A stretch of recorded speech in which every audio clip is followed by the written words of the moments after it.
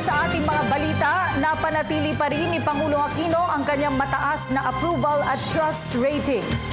Ito ay batay sa pinakahuling survey ng Pulse Asia.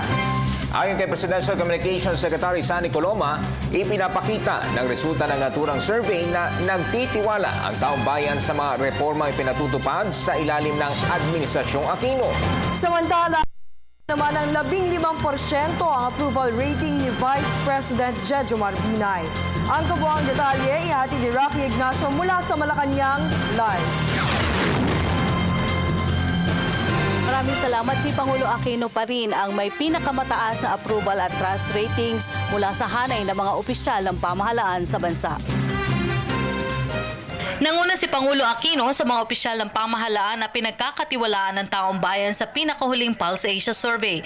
Batay sa survey na isinagawa nitong September 8 hanggang 14, nakuha ng Pangulo ang approval rating na 54% ang nagsabing kontento sa ipinatutupad na programa ng Pangulo. Ayon kay Presidential Communications Secretary Sunny Coloma, isa itong pagkilala ng mga boss sa mga reforma at pagbabago na ipinatupad ng Aquino Administration.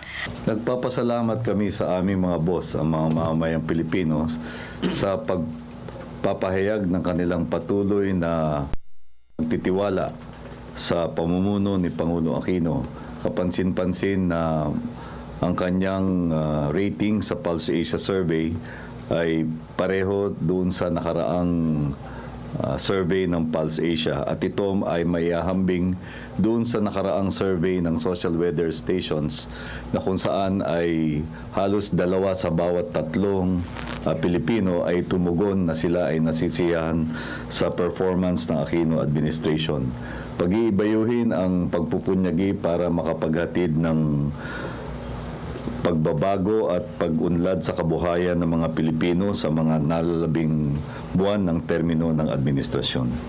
Pumangalawa naman si Senate President Franklin Drilon na may 50% na sinundan ni Vice President Jejomar Binay sa 43%. Pang-apat si House Speaker Feliciano Belmonte na may 32% at Chief Justice Maria Lourdes Sereno sa 20%. Pinakamataas pa rin na trust rating ang nakuha ng Pangulo sa 49% na sinundan ni Drilon sa 47%, pangatlo si Binay sa 39%, Belmonte 29% at Sereno sa 26%. Samantala bumaba naman ang rating si Binay sa pinakahuling Pulse Asia Survey. Paliwanag ni Coloma, isinagawa ang survey na nagbitiw na ito sa gabinete bilang housing SAR at usapin ukol sa pangangailangan ng OFWs. Kaya't kung tutusin, yung mga nakaraang survey na nagpapahayag ng opinion hinggil sa kanyang performance ay patungkol sa kanyang performance bilang isang miyembro ng gabinete na kung saan ay kasapi siya sa nakaraang 5 taon. At ito yung unang survey na kung saan siya ay hindi na miyembro ng gabinete bagkus siya ay nagdeklara na siya ay leader ng oposisyon. Kaya't makatuwiran lamang na pansinin na sa ganyang pagbabago ng kanyang estado, no, from cabinet member to leader of the opposition, ay nagkaroon ng ganyan ring pagbabago sa pagtutuos ng mga mamamayan ng kanyang performance o satisfaction rating. Sinabi ni Pangulo Aquino na magpapatuloy ang tuwid na daan hanggang sa pagtatapos ng kanyang termino. At yan po ang ating pag-uulat mula dito sa Malacanang sa tulong ng RTVM. Ako po si Rocky Ignacio para sa Telebisyon ng Bayan. Maraming salamat, Rocky Ignacio.